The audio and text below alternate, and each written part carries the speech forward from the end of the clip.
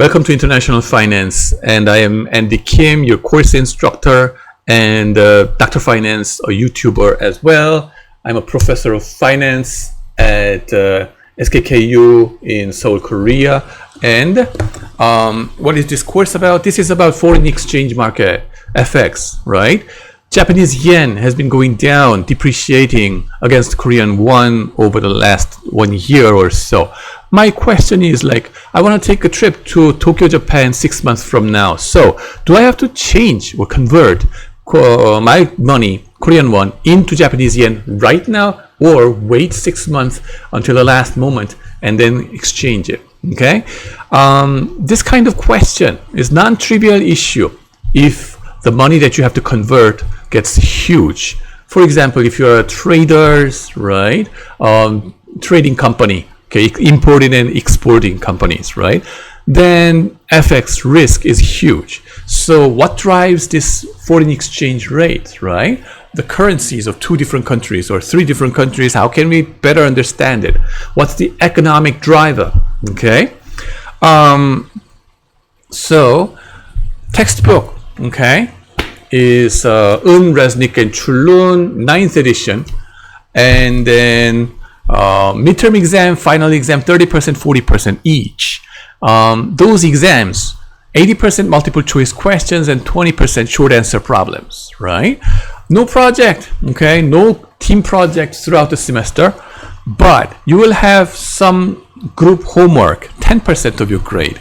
It's a very light-hearted way of making you guys get together among international and Korean students. The mixture of different ethnicities is a great experience, and it's your last opportunity to make international friends. Okay, because once you go to graduate schools, you're too busy to make friends, right? This is your last chance to enjoy yourselves as youth, and then get together and do the homework together, and then drink soju together maybe, or coffee together. Doesn't matter, right? And then so you're gonna enjoy a lot about it. And then why international finance? First of all, it's a subject that gets you ready for a global banking job. A lot of you guys are interested in global banking jobs, so you have to take this one. Number 2, it's also important if you want to work for a global manufacturing company or service companies anyway, because you're going to have a lot of global exposures to take care of, and a significant part of it is about FX risk management. Number 3, for international students, you are here in Korea and you want to understand better about East Asian companies, and significant part of East Asian companies, it's about FX risk, because they are very, very export oriented, as opposed to American companies or Chinese companies. They are more domestic market oriented. So you need to have a solid understanding of FX, and that's why you need to take this course. And the students are not curved. It's not relative performance evaluation. No, it's about absolute scale. Okay. Why? Because Korean students, why. People have been, hurting each other too much by having relative performance evaluation. Stepping onto each other to get a better grade, that's counterproductive. So it's really, absolute scale. As long as you do your best and get good grades, you get, best scores anyway. So be cooperative among you guys, right? So make friends, and then that's the single most important purpose of this class. And then group work, homework, the homeworks will be based on these questions at the end of each chapters, right? I'm going to assign those things 2 weeks before the due date. So you're going to have some team discussions among yourselves and then come up with the common answer. So submit your answers, 1 report per team, okay? So that's that. What about, free rider problem? Don't worry. You have a team evaluation scheme over here at the end of the semester. So do your best and then contribute as much as you can for the team as a whole. Okay. you need some calculators to do some problem solvings, of course. Foreign exchange is all about number calculations, right? And economic intuition behind it, right? Numerical answers, getting it correct is important. Number two, economic driver. What is the driver behind it? That's as much important, or even more important as you go up the ladder on your social pyramid, right? So economic intuition. Okay, I want your discussion about it. Okay, so weekly plan. Number one, introduction. Yeah. Number two, globalization and MNCs, multinational corporations. We're going to talk about those things. And then international monetary systems. For example, what do we mean by Bretton Woods system? What do we mean by gold standard? And then how did the system broke down? Okay, after World War I. If you are a history fan, you're gonna love this part of it. Okay, I also love this part.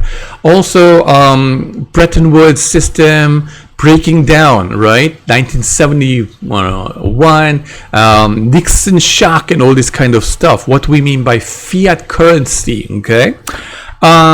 And then it's deeply related to some popular issues such as blockchain and then Bitcoin, and then people talk about these things, right? Bretton Woods, and then the base currency, dollar power. What do we mean by those things, right?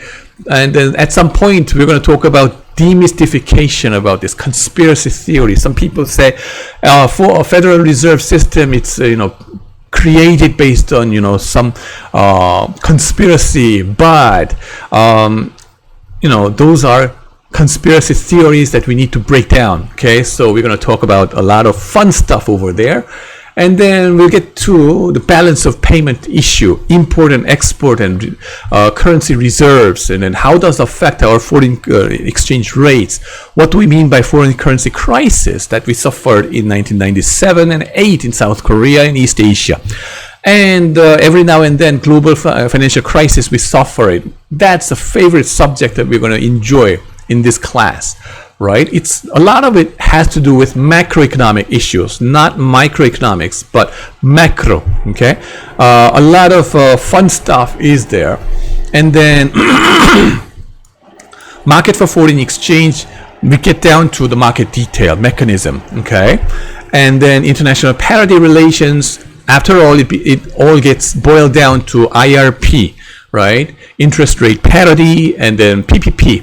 Purchasing power parity, and all these kind of things, right? How are they interconnected? Okay, forward market and then spot market. How is it related, right? Very interesting mechanism we're going to talk about over here. And then FX market, by the way, it's by far the biggest market in the global banking industry anyway, so you will love this subject very much. Also, futures and options in foreign exchange, right? If time permits, we're going to talk about that before midterm exam. If not, we're going to talk about these derivatives market in after midterm exam. Now, after midterm, we're going to focus much more in detailed specific stuff. For example, international banking and money market, overnight market, right? And then we're going to talk about bond market and equity market, IPO of Coupang, the Korean company, supposedly. They did the IPO in New York Stock Exchange. Why? Okay. International equity markets issue, very fun subject. We're going to talk about it. And we're going to move down to currency swaps, right? Interest rate swap and things like that, to protect your, currency position. International banking relations. Also, we're going to, if you're lucky, we will have some guest speakers. For example, last year, okay, the CEO of Bank of America Seoul branch graciously came here. Mr. Im Hyun-wook, Dr. Lim Hyun-wook, came here and gave you a special lecture. That is a fantastic opportunity for you guys to get yourself known to him or her about, we have great students like you guys, and then hire us as an intern, please. And then, talk to him and get to know each other. Finance is about who knows who. Okay, it's about network, and so it will give you a great networking opportunity for you. I hope you enjoy this part. And then final exam will be there for you, of course, right? So that's about it. Yes, so see you in the class and enjoy the rest of this break.